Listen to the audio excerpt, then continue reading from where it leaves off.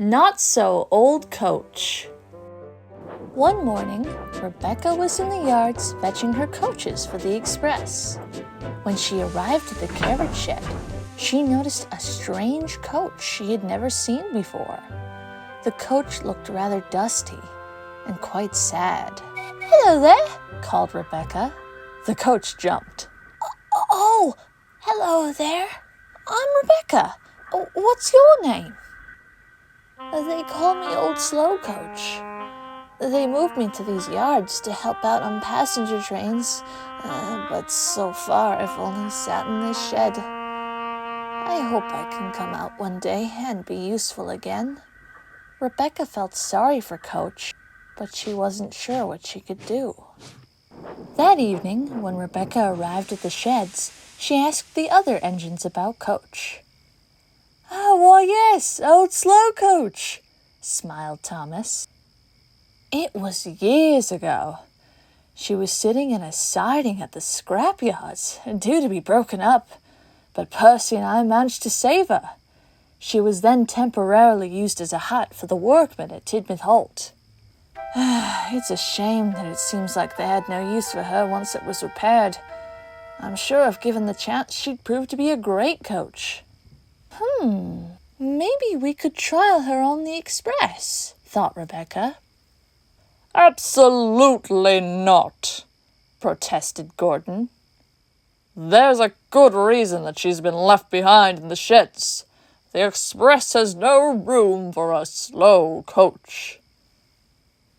"Yeah, and she might also have mice and termites after lying around for so long. We wouldn't want the passengers to be exposed to those," added James crossly.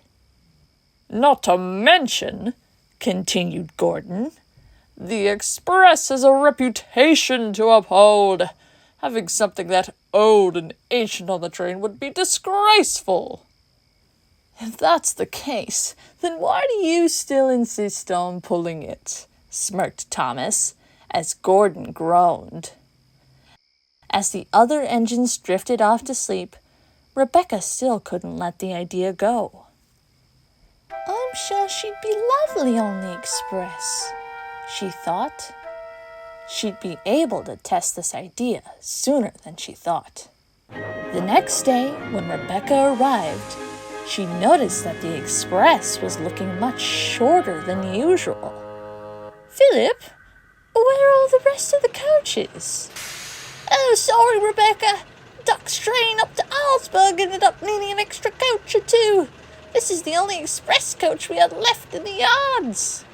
"But whatever will I do with the passengers? They can't cram into a single coach." "I'm sorry," replied Philip. "Do you know where any other coaches are?" Rebecca smiled. She told Philip about Old Slow Coach, and he went to fetch her at once. After a quick hose down, she was coupled up to the train, looking as smart as ever. "Ready?" "Ready," grinned Coach. She felt very happy as they pulled out of the station. However, as Rebecca began to pick up speed, Old Slow Coach stopped enjoying it. "Oh, slow down! Slow down!" she cried. "Oh, I can't! This is an express train!" called Rebecca. "Oh, I feel like I'm about to break off my bogies!" Rebecca ended up having to make a swap when she arrived at the next station. The passengers grumbled as they exited.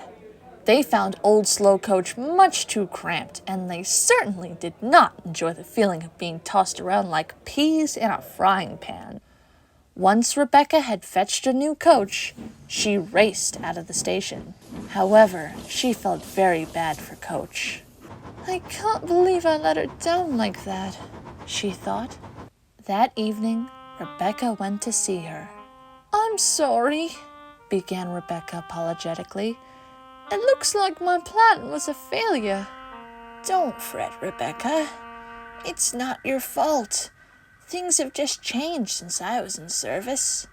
And it certainly did feel nice to get out of that shed and back out on the rails, even if only briefly.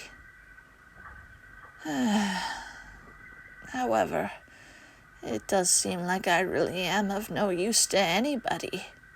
Nonsense, smiled Harry. You'll prove very useful in the winter. People are always looking for firewood. He chortled away with his trucks, while Rebecca shot him a glare. Don't listen to him. I'll find a way to get you back out onto the rails. Although she wasn't exactly sure how. A few days later, she puffed into Knapford, still feeling rather unsure about how to help Coach, when she saw Percy fuming at the platform. What seems to have you worked up, Percy?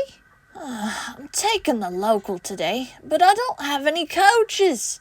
I was supposed to use Annie and Clarabelle, but Thomas said he desperately needed them on his branch line. Rebecca smiled. I think I have the perfect coach for you.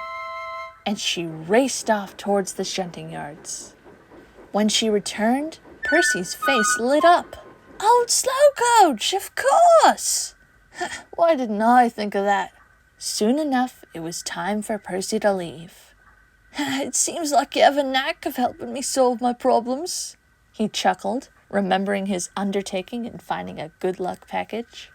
Don't thank me. Thank Rebecca. If it weren't for her, I'd probably still be in the carriage shed.